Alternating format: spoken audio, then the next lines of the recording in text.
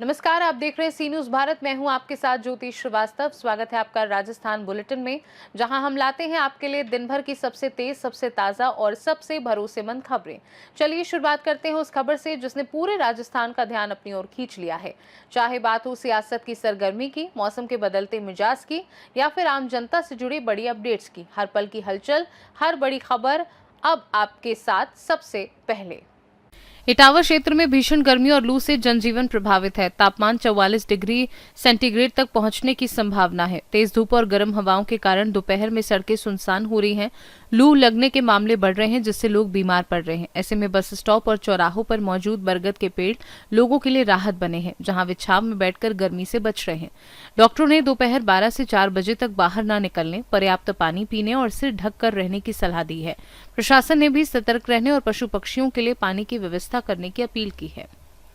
इटावा से सी न्यूज संवाददाता आकाश बैरवा की रिपोर्ट।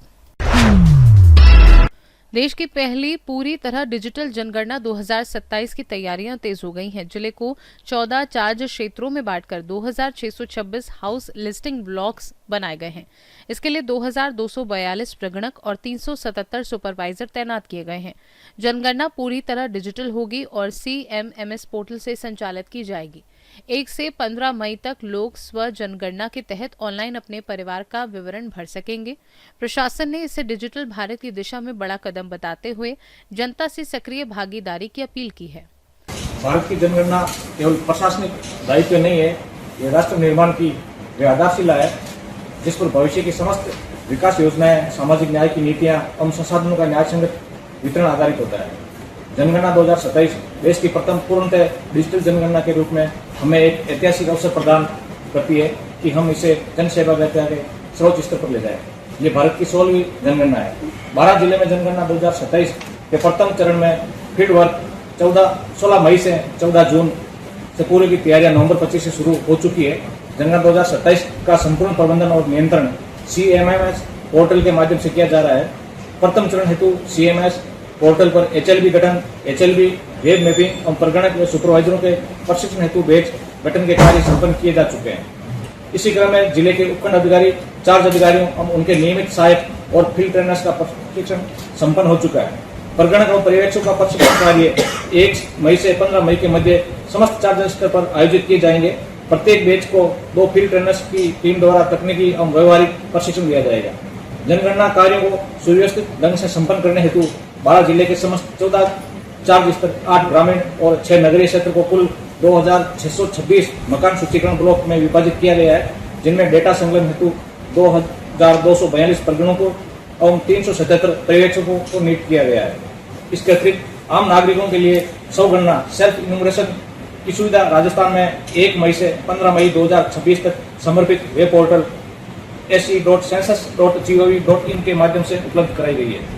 परिवार का कोई भी सदस्य लगभग 15-20 मिनट में स्वगणना की प्रक्रिया पूर्ण करते हुए परिवार संबंधी विवरण दर्ज कर सकता है तथा स्वगणना पहचान संख्या अपने मोबाइल ईमेल पर प्राप्त कर सकता है।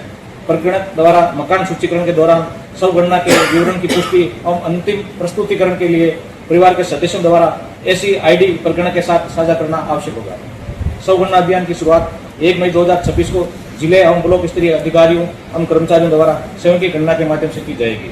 12 जिले की जनता से मैं अपील करना चाहूंगा कि ये इस राष्ट्रीय महत्व के कार्य में अपनी सक्रिय भागीदारी सुनिश्चित करें। ये पहली डिजिटल जनगणना राष्ट्र के भविष्य की योजनाओं के निर्माण में आधारभूत भूमिका निभाती है। बहुत बहुत धन्यवाद। आज जनगणना 2027 का ट्रेनिंग सेशन रखा गया था चार्ज अधिकारियों को। 12 जिले में टोटल 14 चार्ज अधिकारी हैं, 8 तहसीलदार और 6 EO जो नगरीय क्षेत्र में है। 1 मई से 15 मई के बीच में स्वगणना का प्रोग्राम चलाया जाएगा, जिसमें se.census.gov.in पोर्टल पर जाकर हर नागरिक अपना स्वगणना प्रपत्र काम कर सकते हैं। उसके बाद में 16 मई से 14 जून तक डोर टू डोर सर्वे किया जाएगा, जिसमें जनगणना का कार्य प्रगणकों के द्वारा किया जाएगा। मैं 12 निवासियों से साधारण अनुरोध करता हूँ, अपील करता हूँ, गुजारिश करता हूँ कि आप अधिकाधिक संख्या में 1 से 15 मई के बीच में स्वगणना का कार्य करें और साथ ही जनगणना में जो न्यूमरेटर आएंगे आपके डोर टू डोर 16 मई से 14 जून के बीच में, तो आप उनको अपनी जानकारी दीजिएगा और उनका सहयोग कीजिएगा। और इस देश के विकास की जो योजना है, जो जनगणना के घटाच का दाता बनती है, उनका आधारशिलाएं होती है, उसमें आप अपनी सक्रिय भागीदारी निभाते हुए इस विकास में सहयोग प्रदान करें। बहुत बहुत धन्यवाद। जनता को क्या मैसेज देना चाहते हो आप? जनता से मैं ये मैसेज देना चाहता हूँ कि देश के विकास की बहुत ही अद्भुत योजना बनाने के लिए आधारशिला होती है जनगणना। तो ऐसे में आप अपना अमूल्य योगदान दें कि अपनी डेटा समय पर प्रकरणों को उपलब्ध कराएं और अपनी जनगणना और स्वगणना जरूर करें। सर कितने कार्मिक से इसमें लगे हुए हैं? जनगणना में कुल जो है 2242 प्रगणक लगे हुए हैं और इसके साथ ही 377 पर्यवेक्षक लगे हुए हैं। एक ही फेज में चली सर पूरी? हाँ, अभी 16 मई से शुरू होकर 14 जून तक खत्म होगा। कितने कॉलम में क्या डिटेल मांगी गई है? इसमें 33 कॉलम की जो स्वगणना होगी, उसमें 33 कॉलम है। 33 कॉलम में प्रश्नोत्तरी है, जिसमें उस डेटा के बारे में, जो एक नागरिक है उस डेटा के बारे में, एक कार्मिक तक कैंसिल करवा दें अपनी छुट्टियाँ। अगर कोई कार्मिक किसी वजह से है और जिनन केस है तो ड्यूटी कैंसिल हो सकती है। लापरवाही बरती है। अगर कोई लापरवाही बरता है, अगर इसमें सही काम नहीं करता है कार्मिक जिसमें ड्यूटी लगी हुई है, तो उसके आर्थिक जुर्माने की व्यवस्था है। 12 से सी न्यूज संवाददाता पंकज राठौर की रिपोर्ट। ग्रामीण विकास को गति देने के लिए ग्राम रथ अभियान की शुरुआत की गई। जिला कलेक्टर परिसर से विकास रथों को हरी झंडी दिखाकर रवाना किया गया। एलईडी मोबाइल वैन के जरिए सरकार की जन कल्याणकारी योजनाओं की जानकारी अब गांव-गांव तक पहुंचाई जाएगी। यह अभियान किसानों, पशुपालकों और ग्रामीणों को योजनाओं से जोड़ने और मौके पर ही मार्गदर्शन देने का काम करेगा। कार्यक्रम में कई जनप्रतिनिधि और अधिकारी मौजूद रहे। प्रशासन का कहना है कि इससे ग्रामीण क्षेत्रों में जागरूकता बढ़ेगी और हर पात्र व्यक्ति तक योजनाओं का लाभ पहुंचेगा। राज्य सरकार के निर्देशानुसार ग्राम रथ अभियान कल से माननीय मुख्यमंत्री महोदय ने शुरू किया है। उसी के तहत आज प्रातः गणमान्य जनप्रतिनिधियों के हाथों से हरी झंडी दिखाकर 4 विधानसभा क्षेत्रों में रथों की रवानगी की गई है। ये रथ 4 विधानसभा क्षेत्र में अलग अलग ग्राम पंचायतों में प्रतिदिन जाएंगे। 15 दिवस के लिए यह अभियान चलाया जाएगा। इसमें राज्य सरकार की जितनी भी योजनाएं हैं उनका प्रचार प्रसार किया जाएगा और साथ ही माननीय सीएम साहब का जो संदेश है वो संदेश भी प्रचारित किया जाएगा। इसका यह है साझा किया जाता है आपसे ये विचार की जितना भी हो सके राज्य सरकार की समस्त योजनाओं की जानकारी आम जनता को, ताकि अधिकाधिक जनता योजनाओं के फायदा उठा सके। 12 से सी न्यूज संवाददाता पंकज राठौर की रिपोर्ट। भरतपुर जिला प्रशासन ने भरतपुर अचनेरा सड़क स्थित ग्राम बछामदी में सोमवार को अतिक्रमण हटाने की प्रभावी कार्यवाही करते हुए पीडब्ल्यूडी सड़क पर किए गए पक्के निर्माणों को हटाकर मार्ग को अवरोध मुक्त बनाने की दिशा में महत्वपूर्ण कदम उठाए हैं। ये कार्यवाही भरतपुर उपखंड अधिकारी भारती गुप्ता एवं प्रशिक्षु आईपीएस मर्री पाटी नागा भरत के नेतृत्व में की गई, जिसमें लगभग 80% अतिक्रमण हटाया गया। अभियान के दौरान प्रशासन और पुलिस की टीम मौके पर मौजूद रही तथा लोगों को समझाइश देकर स्वेच्छा से अतिक्रमण हटाने के लिए प्रेरित किया। जिला प्रशासन ने साफ किया है कि सार्वजनिक मार्गों पर अतिक्रमण किसी भी हालत में बर्दाश्त नहीं किया जाएगा। भरतपुर से सी न्यूज संवाददाता देवेंद्र सिंह सोलंकी की रिपोर्ट। जन कल्याणकारी योजनाओं और आधुनिक कृषि तकनीकों की जानकारी देने के लिए ग्राम रथ अभियान का शुभारंभ किया गया। जिला कलेक्टर कमर चौधरी सहित अधिकारियों व जनप्रतिनिधियों ने कलेक्ट्रेट से एलईडी युक्त रथों को 4 विधानसभा क्षेत्रों के लिए रवाना किया।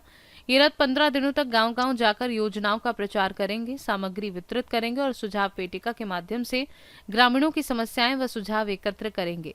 इस दौरान मुख्यमंत्री के संदेशों का भी प्रसारण किया जाएगा। अभियान में 13 विभागों के भागीदारी रहेगी और लोक कलाकारों द्वारा नुक्कड़ नाटक व लोक गायन के जरिए जागरूकता फैलाई जाएगी।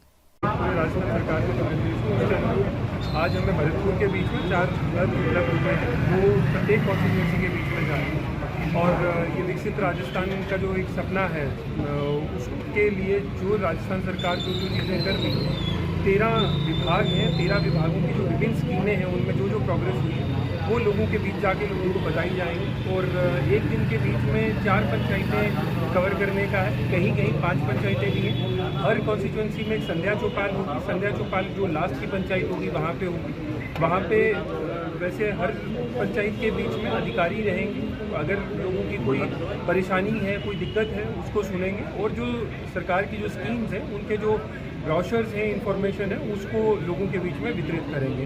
मेन मकसद ये है कि लोगों को जागरूक किया जा सके कि किस तरीके से उनकी भागीदारी के साथ, जैसे आपको दूसरा अभियान ध्यान के बीच में है, जो गांव और वार्ड विकसित मास्टर प्लान जो बन रहे हैं, उसके बीच में भी लोगों के सुझाव लिए जा रहे हैं कि कैसे 2030 में, 37 में और 47 के बीच में राजस्थान विकसित होगा, क्या क्या चीज़ें ज़रूरत होंगी, गांव का प्लान क्या होना चाहिए। तो उसी पूरे थीम को लेके ये जागरूकता अभियान रहेगा। टाइमिंग में क्या है?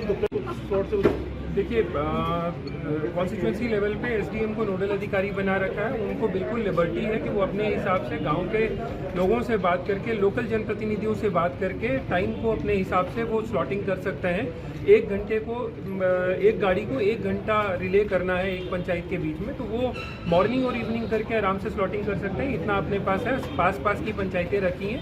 और बाकी का जो टाइम है वो हम ट्रांजिट में यूज़ करेंगे, जो गर्मी का पीक टाइम है, तो इंस्ट्रक्शंस अकॉर्डिंगली दी है। झंडी दिखाकर हम यहाँ से रवाना करें। हमारे भारतीय जनता पार्टी हर बूथ स्तर पर, मंडल स्तर पर सभी कार्यकर्ता एकजुट होकर जो चौपालें होंगी, ये एक सेतु का काम किसान के और आम जन के बाद में संवाद करेंगे। जो हमारे किसानों की जो भी समस्याएं या हमारे जो क्षेत्र की हैं, हमारी केंद्र और राज्य सरकार की योजनाओं के बारे में ये लोग बताएंगे और एक संवाद के रूप में, एक सेतु के रूप में ये स्थापित होंगे। मैडम 5-7 ही कार्यकर्ता हैं आपसे, इतना सरकार भी नारे लगाने के लिए भी एक आदमी है, एक पूरा बंडल है, लंबी चौड़ी जंबो कार काट दी। भरतपुर से सी न्यूज संवाददाता देवेंद्र सिंह सोलंकी की रिपोर्ट।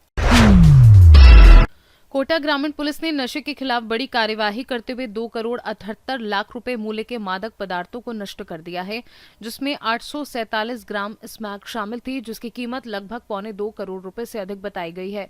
साथ ही 516 किलो गांजा और डोडा चूरा का बड़ा जखीरा भी जब्त कर आग के हवाले किया है। ये कार्यवाही सख्त पुलिस पहरे में की गई, जहां भारी मात्रा में बरामद नशे को नष्ट कर तस्करों के नेटवर्क पर बड़ा प्रहार माना जा रहा है। पुलिस अधिकारियों के अनुसार ये वही नशा था जो अवैध रूप से बाजार में पहुंचकर समाज को नुकसान पहुंचा सकता था, लेकिन समय रहते कार्यवाही कर इसे पूरी तरह खत्म कर दिया गया। कोटा से सी न्यूज संवाददाता सुरेश कुमार पटेरिया की रिपोर्ट। राजस्थान बुलेटिन में फिलहाल के लिए इतना ही। देश दुनिया की बाकी खबरों को जानने के लिए आप देखते रहिए सी न्यूज भारत।